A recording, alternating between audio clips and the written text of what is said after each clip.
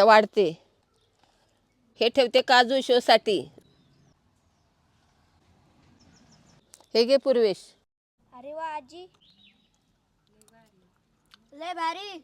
हे घे बाळा खा तू. अरे वा. बघा गाईज मस्तपैकी आपला गाजरचा हलवा तयार केला, चुलीवर तयार केला, एकदम देशी पद्धतीने तयार केलेला आहे. आता आपण टेस्ट करूया. First bite.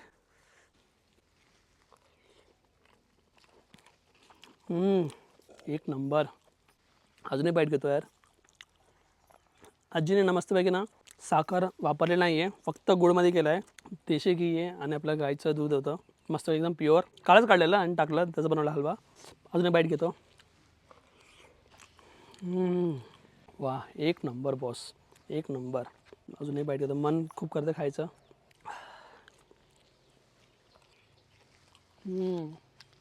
लय भारी झाला आहे हलवा, और लय भारी झाला आहे. गावठी गायचं दूध, शुद्ध दूध.